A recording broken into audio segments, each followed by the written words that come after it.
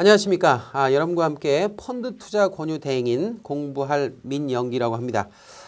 저는 다년간 이 협회 자격증을 쭉 강의하고 있는데요. 이 펀드 투자 권유 대행이라는 자격증이 도입된 것은 그렇게 오래된 것이 아닙니다. 원래는 그 이전에 펀드 투자 상담사라는 자격증이 있었는데 이것을 일반인이 응시할 수 있는 펀드 투자 권유 대행인하고 그다음에 금융업 종사자들만 응시할 수 있는 펀드 투자 권유 자문 인력이라는 자격증으로 두 개를 나눴습니다. 그래서 여러분들이 지금 준비하는 이 공부는 이 펀드 투자 권유 대행인이라는 자격증으로 이건 일반인들이 이제 응시할 수 있는 문호가 개방된 자격증이다 이렇게 얘기할 수 있죠. 지금 우리 이 펀드 투자 권유 대행인이라는 이 시험은 협회, 즉 금융투자협회라는 협회에서 주관하는 그리고 만들어낸 자격증 중에 난이도가 가장 낮다고 보통 이야기하는 겁니다. 그래서 난이도가 그렇게 높지 않다. 일단 이렇게 이해하시면 되겠고요. 그래서 많은 분들이 금융업을 꿈꾸는 그런 분들이 이제 자격증 공부할 때 처음으로 들어가는 처음 공부를 시작하는 그 분야가 이 펀드 투자 권유 대행인이다. 이렇게 볼 수 있습니다. 일단 이 펀드 투자 권유 대행인 시험을 살펴보면 1년에 한 3번, 어떤 해에는 뭐 4번 이렇게 시험이 실시가 됩니다. 그럼 여러분들이 응시를 해서 시험을 보게 되는데 시험의 출제 문항수는 100문항이 됩니다. 100문제 중에 각 과목별 과락이 없이 60점 이상 평균을 득점하면 그러면 합격을 하는 시험입니다. 그래서 일반적인 시험에 합격 요건을 충족하면 되는 것이죠. 그 중에요, 제가 담당하고 있는 파트는 1과목하고 3과목입니다. 그래서 1과목은 3개의 파트로 쪼개져 있습니다. 그래서 첫 번째가 펀드 신탁의 이해라는 게 있고, 그 다음에 두 번째가 이제 투자 관리가 있고, 펀드 평가가 있어요. 그래서 1과목에 3파트가 있는데, 각각 15문항, 10문항, 10문항 해가지고 35문항을 공부를 할 겁니다. 그래서 1과목의 내용이 제가 담당하는 것이 35문제. 요거를 제가 담당을 하고요. 그 다음에 2과목은 이제 다른 선생님이 하실 겁니다. 그리고 3과목을 또 제가 합니다.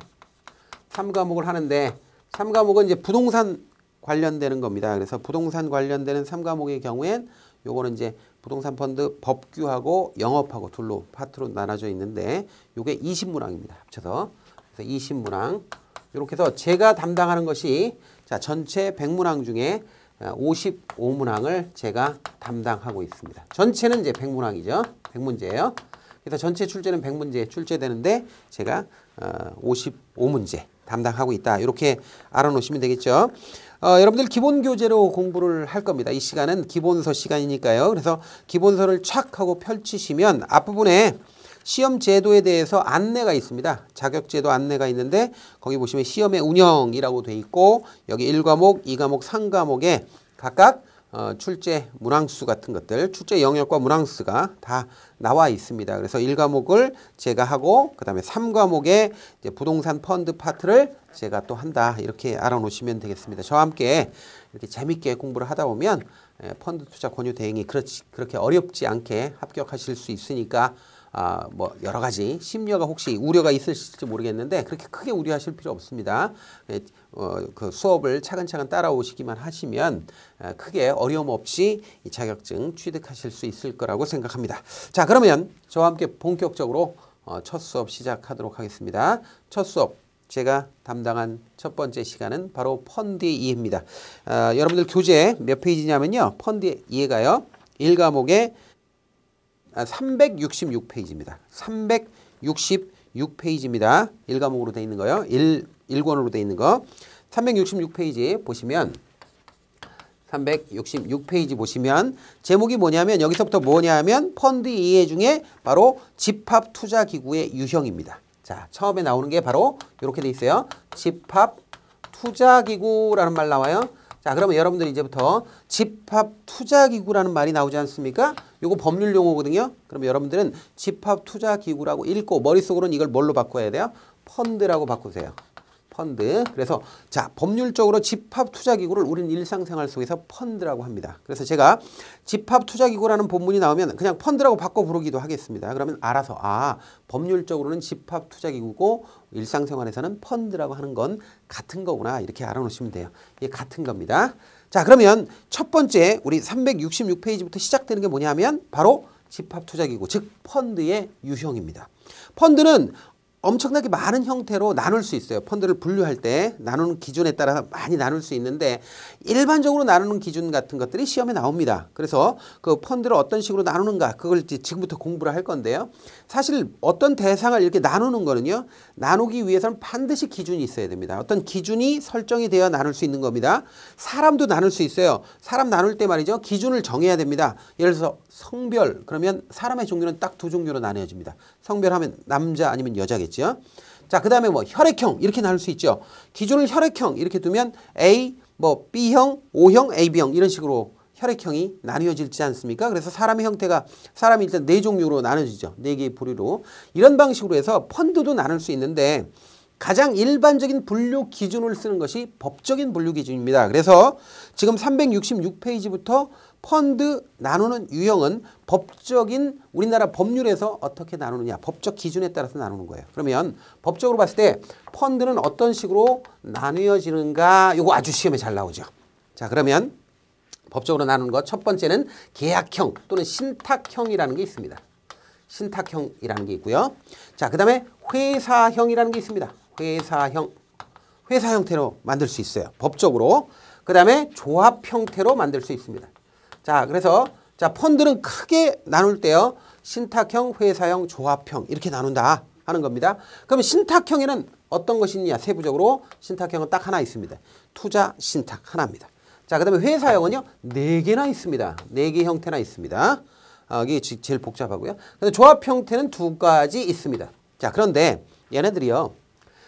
압도적으로 많이 만드는 거는요. 신탁형입니다. 투자 신탁이 압도적으로 많습니다. 그 다음에요. 그 다음에 조금 있는 거 신탁보다는 좀 적지만 신탁형보다는 좀 적지만 그래도 조금 있는 건 회사형 중에 투자 회사가 두 번째로 많고요. 거의 나머지는 거의 없습니다. 그러니까 여러분들 그걸 감안하면서 보죠. 자, 신탁형은 딱 하나 있습니다. 우리가 신탁형으로 펀드를 만들면 투자 신탁이라고 보통 얘기합니다. 법률적으로. 자, 그 다음에 회사형은 4가지 형태가 있는데요. 가장 많이 만드는 것이 투자 회사 형태입니다. 투자 회사는요. 이건 주식회사입니다. 주식회사. 암 써도요. 주식회사라는 거 알아놓으세요. 투자회사 그러면 주식회사 형태다 하는 거예요. 자, 그 다음에 투자 유한회사가 있습니다. 유한회사. 그 다음에 투자 합자회사가 있습니다. 합자회사. 그 다음에 투자 유한 책임회사가 있습니다. 그래서 여러분들 이게 교재를 쭉 보면 제목을 보면서 이렇게 넘어가시면 돼요. 투자 유한 책임회사라는 게 있습니다. 이거 새로 추가된 거거든요. 그래서 4가지입니다. 회사 형태는 자 투자회사, 투자 유한회사, 투자 합자회사, 투자 유한 책임회사 4가지가 있는데 자 여기서 회사 형태도요. 가장 일반적인 건 투자 회사입니다. 이건 주식회사 형태로 되어 있는 거거든요. 압도적으로 이게 많고요. 이건 별로 없습니다. 그래서 시험에는 별로 안 나옵니다. 그러니까 우리는 공부할 때 철저하게 우리가 공부할 때는 아무래도 자격증 취득이 먼저니까 그걸 주안점을 둬서 공부를 하고 나머지 내가 지적인 호기심이 있다 그러면 나중에 전공을 하세요. 자, 그러면 중요한 거 먼저 정리를 하고 가야 됩니다. 자, 그다음에 조합 형태 2가지가 있습니다. 조합 형태 2가지가 있는데 하나는 민법상의 조합이 있습니다. 그냥 민법상의 조합입니다. 조합. 자, 그다음에 상법상의 익명조합이라는 게 있습니다. 익명조합. 그래서 이렇게 되는데 민법상의 합자조합이라는 말도 쓰고 그냥 조합이라고 해도 되고 하는데 우리 교재에서는 민법상의 조합 또는 민법상의 합자조합 이런 식으로 표현되어 있을 겁니다. 그래서 여기다 합자조합이라는 말이 정식이니까 합자조합 이렇게 써보죠. 자, 그러면 외워야 되겠죠. 지금부터. 자, 펀드는 법적으로 7가지 형태로 만들 수 있다. 첫 번째 투자신탁 이건 계약형이다. 회사형으로는 투자회사, 유한회사, 합자회사, 유한책임회사 4가지 형태 만들 수 있고요. 조합 형태로는 합자조합이나 익명조합 만들 수 있다. 그러나 압도적으로 많이 만드는 형태는 투자신탁과 투자회사 이 2종류다. 이 중에서 투자회사가 훨씬 더 많습니다. 자, 이렇게 해서 펀드를 어떤 식으로 법적으로 규정해서 만드느냐 하는 걸 우리가 배웠습니다. 7가지 형태가 있다라는 거죠. 자, 그러면 자 우리가 펀드를 만들 때 가장 많이 만드는 형태가 투자신탁, 계약형으로 투자신탁과 투자회사 2가지 형태거든요. 그래서 보통 물어볼 때 이 2개를 집중적으로 물어봅니다. 이 2개를. 여기에 이해관계자가 어떤 것이 있고 투자신탁을 만들려면 거기 관련된 기구 또는 회사는 어떤 것들이 있고 뭐 이런 것들이야. 전부 다 그런 것들을 물어보는 거예요. 자, 그러면 지금부터 암기할 게 꽤 있습니다. 그래서 그거를 위주로 보겠습니다. 자, 우리 교재를 한번 보죠. 투자 신탁부터 봅니다. 투자 신탁 압도적으로 많이 만든다 그랬어요. 투자 신탁으로. 자, 보죠. 투자 신탁이란 계약형 동그라미. 계약형입니다. 계약형. 집합투자기구. 집합투자기구라고 읽고 우리 머릿속으로 뭐라고 생각해요? 펀드. 아시겠죠? 펀드. 계약형 펀드로서 운용회사인 집합투자업자와 수탁회사인 신탁업자가 투자신탁 계약을 체결하여 펀드를 만들어 이를 금융위에 신고 또는 등록하여 투자자에게 동펀드의 집합투자증권을 매각하고 그 자산을 투자대상 자산에 투자에 운용하는 대표적인 펀드다. 저는 집합투자기구를 펀드로 바꿔서 지금 이야기했습니다. 익숙하게 그렇게 알아놓으세요. 자, 그러면 여기서 이제 이해관계자나 이런 것들을 알아야죠. 그러니까 여기서 참여하고 있는 이해관계자가 하는 역할 이런 것들이 좀 중요합니다. 그러면 이해관계자 보는데요. 아래쪽으로 쭉 내려오면 집합투자업자가 있죠. 집합투자업자. 자, 집합투자업자가 있습니다. 집합투자업자라는 말도 이것도 법률 용어잖아요. 법에서 쓰는 말인데 이 집합투자업자는 현실적으로 어떤 사람들이죠? 요게 자산운용회사입니다. 자, 우리가 보통 무슨 KB자산운용, 기은자산운용 이런 운용회사 있어요. 자산운용회사. 이 자산운용회사가 바로 법률적으로는 집합투자업자입니다. 그러면 자산운용회사 그것도 감이 좀 안 온다. 그러면 이렇게 하세요. 그냥 이게 펀드회사입니다. 그냥 펀드 만들고 운용하는 회사, 운용 지시하는 회사. 이게 바로 집합투자업자, 즉 현실적으로는 자산운용회사나 펀드회사를 이렇게 얘기합니다. 아시겠죠? 펀드라고 해도 됩니다. 집합투자업자를 펀드 이렇게 해도 됩니다. 그렇게 해도 되는데 펀드 하면 집합투자기구하고 헷갈리니까 펀드회사, 자산운용사 이렇게 이야기하고 이해하면 됩니다. 그러면 집합투자업자 보자고요. 투자 신탁의 설정이나 해지를 하고 운용이나 운용 지시하는 자예요. 실제로 만들고 펀드를 만들고 운용하는 자예요. 이게 집합투자업자입니다. 자, 신탁업자 보죠. 신탁재산의 보관 및 관리를 하는 자입니다. 그러니까 운용 지시를 받아가지고 그걸 실행하는 자죠. 재산을 신탁받고. 자, 그런데 중요한 게 4번입니다. 여러분들 잘 모르시더라도 이게 처음부터 금융 시스템을 전반을 다 알 수는 없어요. 처음 공부하시는 분들이. 중요한 건 시험이나 아니면 꼭 알아야 될 내용들이죠. 테스트할 때 그거 위주로 공부를 해야 된다는 거죠. 4번이 중요합니다. 4번. 보시면 집합투자업자의 투자, 신탁재산, 운용 지시 등에 대한 감시에다가 동그라미 치세요. 자, 신탁업자는 감시를 한다는 거 꼭 알아놓으세요. 감시한다. 나머지는 뭐 쭉 합니다. 배당금을 수령하거나 이자를 수입하거나 증권 상환금을 수입하거나 신주를 수령하거나 뭐 이런 것들이 있는데 이건 재산을 관리하는 자가 하는 일이니까 그렇게 하고 넘어가시고요. 다음 페이지 가시면 판매회사 있습니다. 판매회사는 펀드를 팔아주는 회사입니다. 판매 수수료 먹고요. 펀드 팔아주는 회사인데 어디서 펀드를 보통 팔죠? 은행에서 팔아주죠. 여러분들 은행 가면 은행 직원들이요 뭐 상담하다가 펀드 같은 거 권유하기도 합니다. 펀드 권유하는데 그 펀드를요 은행에서 만든 게 아니에요. 은행이 집합투자업자가 돼서 만든 게 아니고요. 은행에서 그냥 어떤 자산운용사의 펀드를 속된 말로 떼다 파는 겁니다. 그냥 이렇게 떼서 파는 거예요. 그냥. 그러면 이 은행은 그걸 하나 팔면 고객한테 그 펀드를 하나 유치를 하면 수수료를 받죠. 그래서 판매 수수료나 아니면 보수를 받는 겁니다. 판매 보수를. 그래서 그런 수익을 얻는 거죠. 판매회사 한번 보겠습니다. 집합투자증권의 판매나 환매를 하는 자가 바로 판매회사가 되는 겁니다. 자, 그래서 그 아래 그림이 있는데 그림 보시고요. 자, 그 다음에요. 자, 신탁이라는 건 투자 신탁이라는 건 계약으로 유지되는 거죠. 그런데 문제는 이 신탁계약이 변경될 수도 있다는 거예요. 그래서 신탁계약의 변경과 관련된 내용이 쭉 있는데 여기서 중요한 게 있습니다. 거기 보시면 신탁계약의 변경에서 두 번째 줄. 변경 내용이 다음에 해당할 경우에는 수익자 총회 결의가 필요하다. 여러분들 펀드에 있어서 가장 중요한 고객들의 모임, 그 의사결정 기구 중에 최고 의결 기구가 수익자 총회라는 게 있어요. 이게 고객들의 모임이에요. 쉽게 말해서. 근데 아주 중요한 신탁 계약의 변경 사항은 수익자 총회 결의가 필요합니다. 이건 중요한 것들은 결의를 해야 됩니다. 결의를 해야 되는 내용이 있죠. 자, 보세요. 집합투자업자, 신탁업자들이 받는 보수, 그 밖에 수수료의 인상에다 동그라미 하는데 여러분들 보세요. 인상은 수익자 총회에서 의결을 받아야 되죠. 왜냐하면 수익자들이 되게 고객들이니까 고객들의 수수료를 인상하는 건 고객들에게 허락을 받아야 되잖아요. 그죠? 그런데 거기 써놓으세요. 인하는 허락 받을까요? 안 받을까요? 안 받아도 되죠. 수수료를 깎아주는 거니까 이건 수익자한테 허락 안 받아도 됩니다. 이건 좋은 거잖아요. 고객한테 좋은 거잖아요. 고객한테 좋은 거는요. 유리한 거는요. 그냥 허락 안 받고 그냥 하면 됩니다. 근데 고객에게 불리한 거는 고객에게 허락을 받아야 됩니다. 수익자 총회의 승인을 받아야 돼요. 자, 그다음에 2번 신탁업자의 변경, 뭐 신탁 계약 기간의 변경, 뭐 종류 변경, 주된 투자 자산의 변경, 집합투자업자의 변경, 뭐 이런 게 나오죠. 그다음에 고객한테 불리한 거로 8번이 있습니다. 환매 대금 지급일의 연장. 왜냐하면 환매 대금 지급일은 늦게 준다는 거거든요. 돈을. 이런 거는 고객한테 불리한 거니까 당연히 이런 것들은 수익자 총회에서 결의를 받아야 돼요. 그런데 여기다 하나 공투에다 써놓으세요. 판매 회사의 변경. 거기다 써놓으세요. 아주 상습적입니다. 이거. 아주 중요한 겁니다. 판매 회사 변경. 자, 이 판매 회사는 펀드를 판매하는 회사죠. 그러니까 펀드의 신탁업자라든지 펀드의 집합투자업자, 펀드를 만드는 회사라든지 이런 회사는 중요한 회사예요. 근데 펀드를 그냥 수수료 받고 팔아주는 회사 있죠. 은행 같은데. 이런 걸 변경하는 건 중요한 게 아닙니다. 그래서 이런 것들은 수익자 총회의 결의가 필요 없습니다. 그래서 판매회사를 변경하는 건 수익자 총회의 결의 사항이 아닙니다. 아시겠죠? 이런 건 상습적이에요. 상습적으로 물어보는 거예요. 자, 그 다음에 신탁계약의 변경 공지 읽어보시고요. 그 다음에 수익자 총회 보세요. 수익자 총회에 관한 사항은 몇 가지 조금 알아두셔야 될 게 있습니다.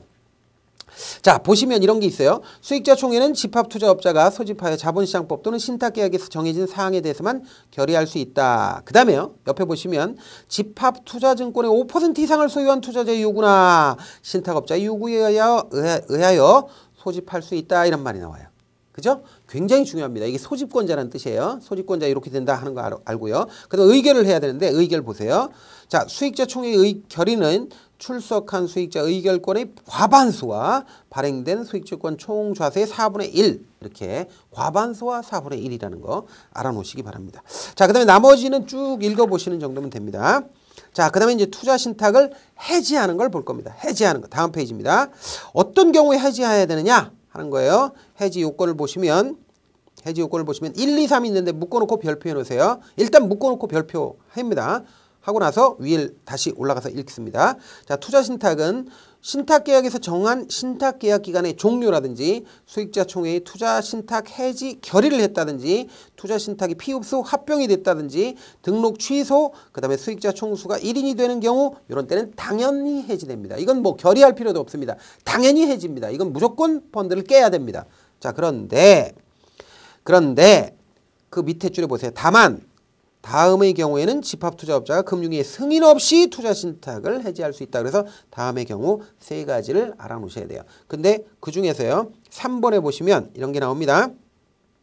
사모펀드가 아닌 투자신탁으로서 설정 후 1년 되는 날에 원본액이 50억 원에다가 동그라미 치세요. 자, 다음에 이제 회사형 펀드 보겠습니다. 회사형 펀드. 자, 회사형 펀드로는 종류가 4가지가 있어요. 투자회사, 합자회사, 유한회사, 유한책임회사 이렇게 있습니다. 그중에 가장 중요한 게 투자회사라고 했어요. 투자회사는 주식회사 형태로 되어 있습니다. 자, 371페이지 집합투자업자가 법인이사이며 2인 동그라미 2인 이상의 감독이사로 이사회가 이루어진 상법상의 주식회사 형태입니다. 주식회사예요. 주식회사. 유한회사도 아니고 합자회사도 아닙니다. 투자회사는 주식회사 형태예요. 제가 미리 써놨어요. 여기다가 투자회사는 주식회사 형태예요. 일단 이게 일반적으로 가장 많다고요. 유한회사, 합자회사, 유한책임회사 이거 별로 안 만들어요. 이거 별로 안 만든다고. 그래서 별로 안 물어봐요. 이게 중요하다고. 이 주식회사 형태. 상법상의 주식회사 형태다. 기본 형태가 알아놓고요. 자, 그 다음에요. 투자회사의 집합투자업자는 투자신탁에서 정한 집합투자업자와 동일한 역할을 하고 신탁업자 역시 마찬가지 역할을 한다. 그래서 뭐 투자 신탁하고 거의 똑같다 이거죠. 기본 업무 분장은 뭐 이런 얘기입니다. 그리고 그 밑에 단락 보세요. 그 밑에 단락 현재 국내 대부분의 집합투자기구는 투자 신탁이다. 그러니까 다시 제가 말씀드렸죠. 펀드는 거의 대부분 이걸로 만든다 이거예요. 투자 신탁으로. 제가 얘기했잖아요. 압도적으로 이게 많다고. 그 다음에 나머지가 요 정도 돼요. 그러면 얘네들은 뭐야? 거의 없어요. 거의.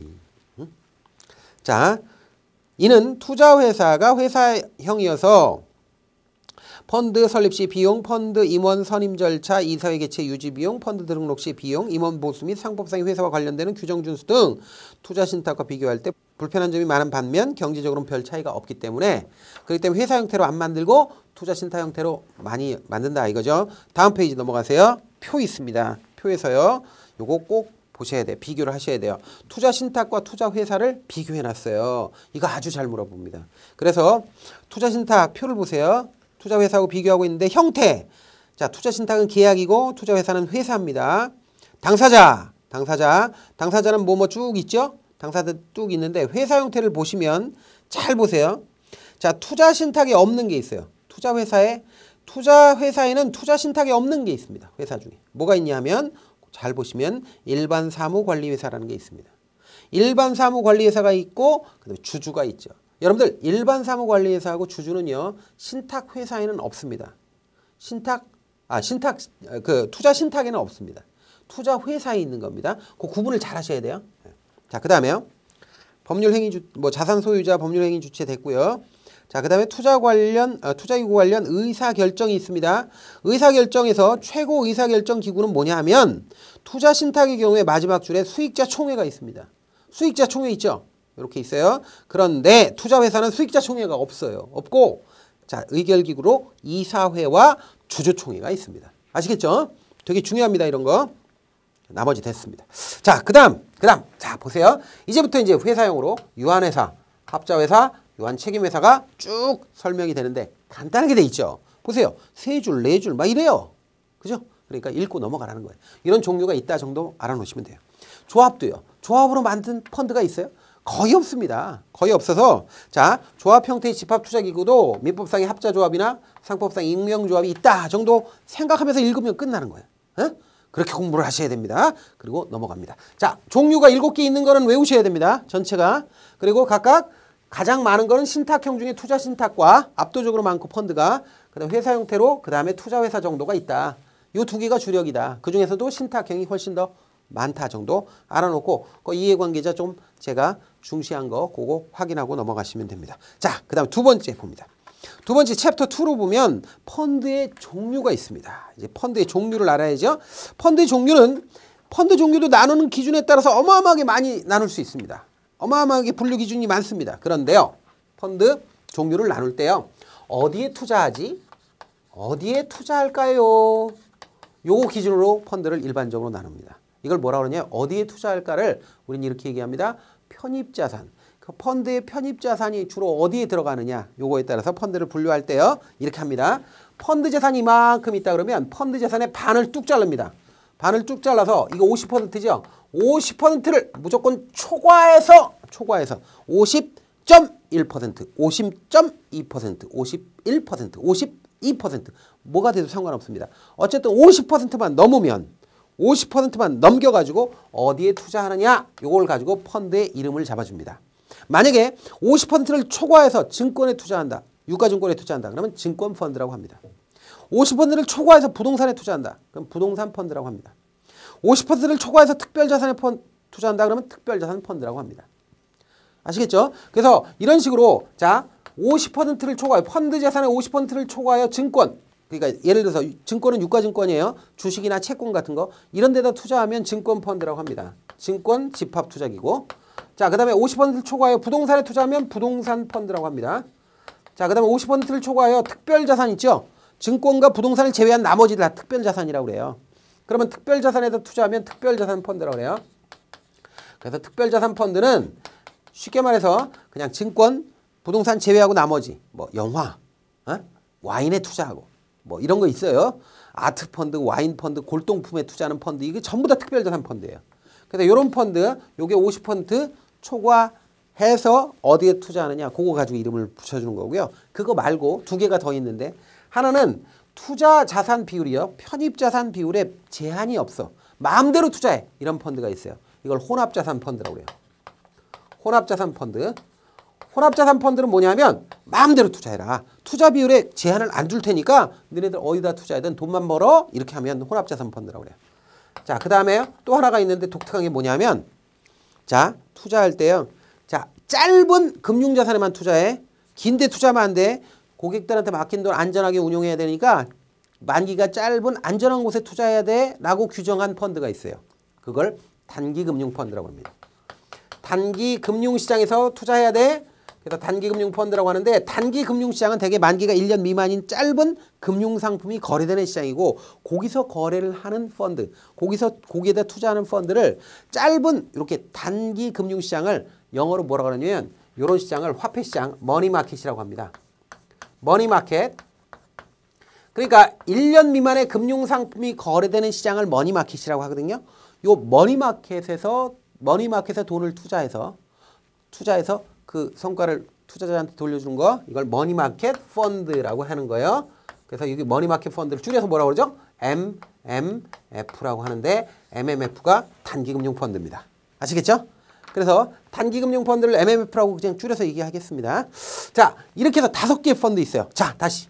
자, 어디다 투자하지? 어디에 투자하지? 50%를 초과해 증권에 투자하면 증권펀드, 50% 초과해서 부동산에 투자하면 부동산펀드, 50% 초과해서 특별자산에 투자하면 특별자산펀드, 그 다음에 어디다 투자했던 편입자산의 비율에 제한을 안 둘게. 그러면 혼합자산펀드.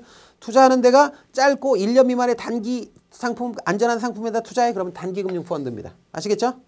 물론 1년 미만이라고 하는 거는 제가 여러분들 이해하기 편하게 하기 위해서 하는 겁니다. 요건 규정이 따로 있어요. 그래서 단기금융 상품에 투자하는 걸 단기금융 펀드라고 합니다.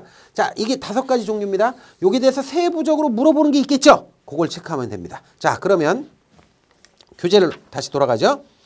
자, 376페이지 보세요. 증권펀드 보겠습니다.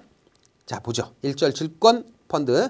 증권펀드는 집합투자자산의 50% 초과하여 증권에 투자하는 펀드로서 부동산펀드, 특별자산펀드가 아닌 집합투자기구, 즉 펀드다. 이렇게 얘기할 수 있죠. 그러니까 뭐 금방 우리가 이해를 했잖아요.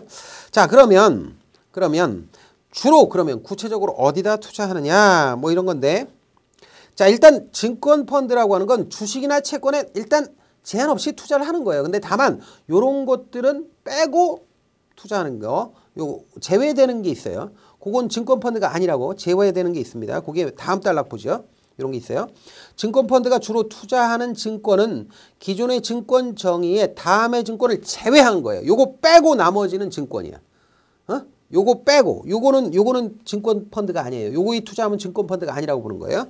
그 제외된 증권 외의 증권을 기초자산한 파생상품을 포함한다라는 거죠. 그래서 1번부터 이렇게 쭉 있어요. 거기 보시면 다음에 해당하는 자산이 신탁자산, 집합투자자산, 유동화자산의 50% 이상을 차지하는 경우에 그 수익증권이나 집합투자증권이나 유동화증권에 투자하는 건 증권펀드가 아니에요. 그러면 그게 뭐냐면 부동산, 지상권 뭐 이런 거예요. 그러니까 이건 전부 다 부동산 같은 데 투자한 거죠. 그 다음에 2번 보면 부동산 투자회사.